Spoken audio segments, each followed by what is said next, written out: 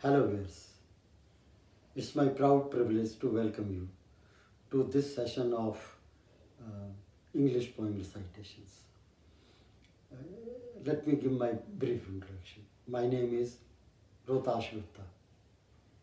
I'm professor of zoology under the broader science subject biological sciences.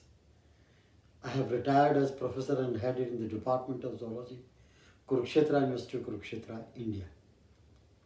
I have done my PhD from one of the best institutes in India and one of the few best institutes of the world in those days, that is Birla Institute of Technology and Science, Pilani. Since I have retired, I have I have so many other alternate jobs, but definitely not a paid job. Principal job that I have been serving after my retirement is the one that I have been uh, touring India, giving lectures to college professors or delivering keynote addresses in national and international seminars.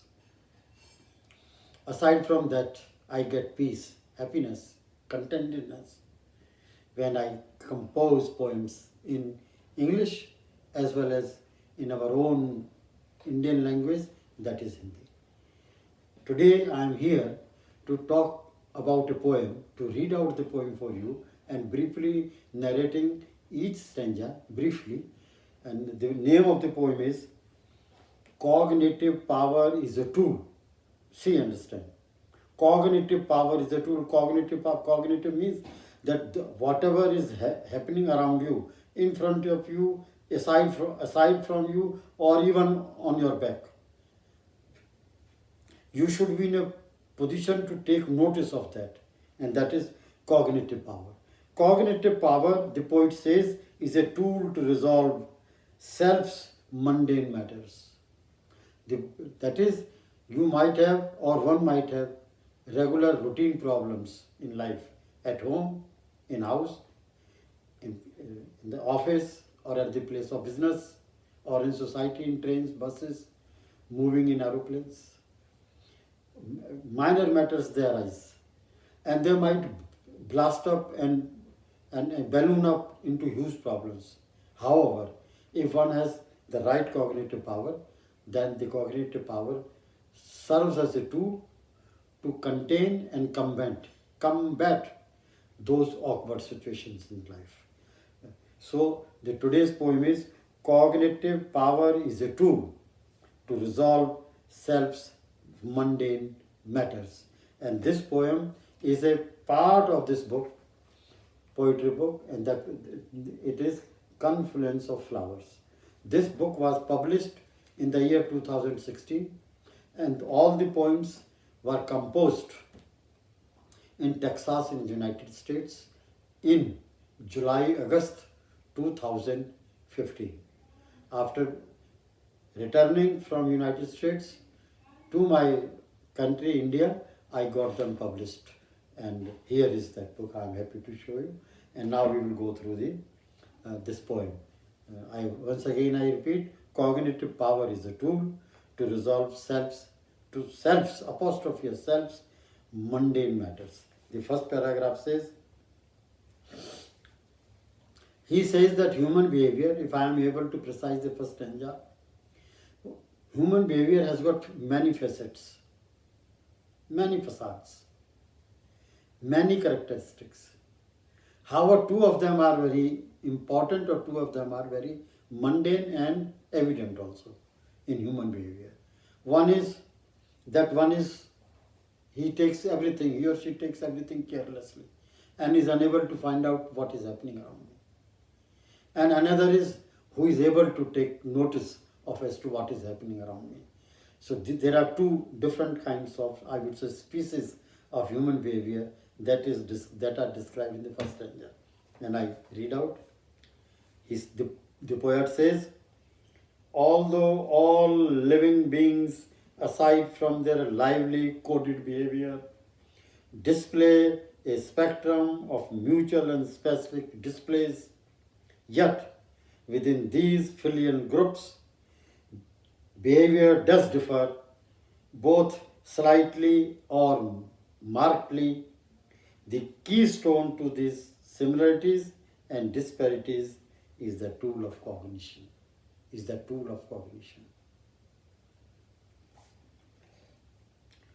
Next stanza. Human society since times immemorial had been affected or empowered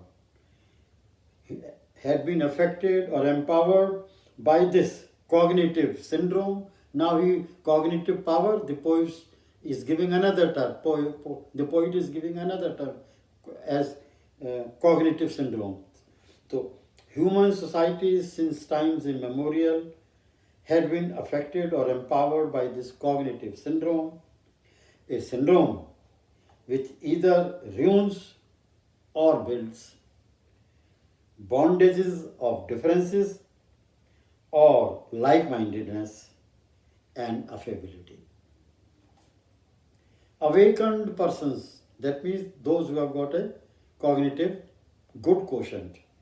Awakened persons become personalities and leaders if and only if eyes closed or open are sharp tools to observations. कहता है those persons who have got a good cognitive power, their eyes might be closed, their eyes might be open, yet they are in a position to take stock of situations as to what is happening around, or the person who is talking to him, up to what is that person, the person who has got cognitive power is in a position to read that. Awakened persons become personalities and leaders if eyes closed or open are sharp tools of observations. Moves here is plural from move, and I think in poetry such aberrations are allowed.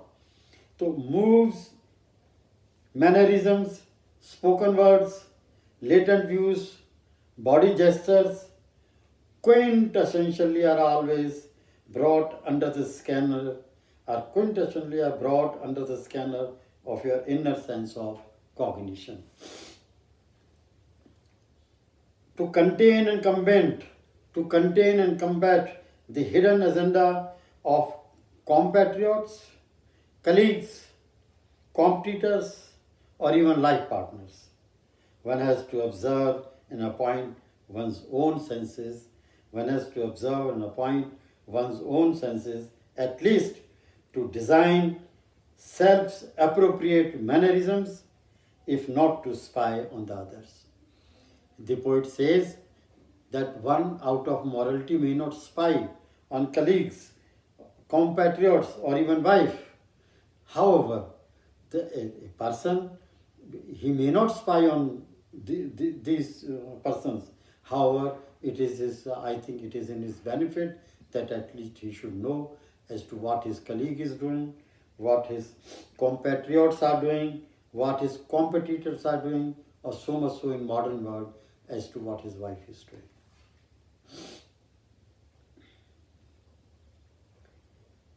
Now the poet says,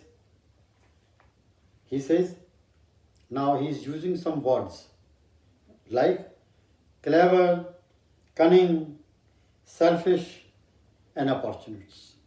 They may not sound good words, but yet they are very fitting over here in this stanza.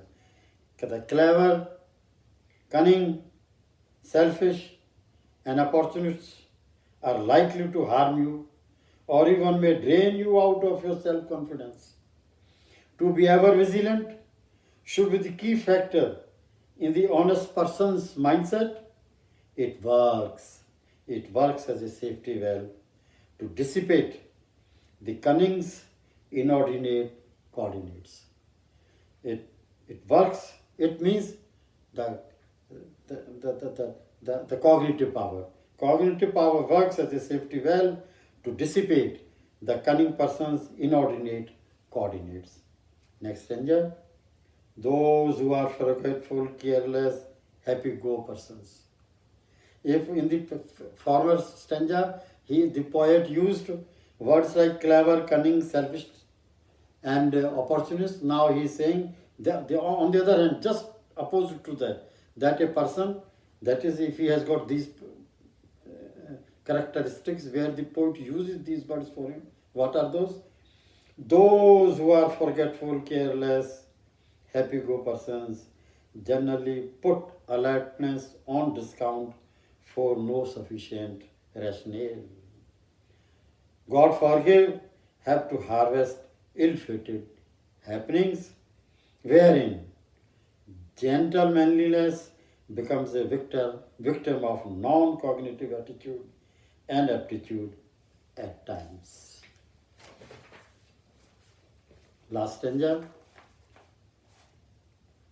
Now the poet is saying that in society one has to interact, is bound to interact, one should interact, and there is no alternative.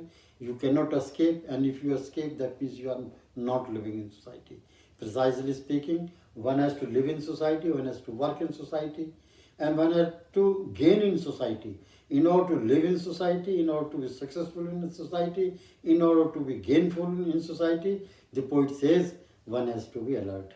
One has to have a good quotient of cognitive power. And this is he summarizing in the last stanza.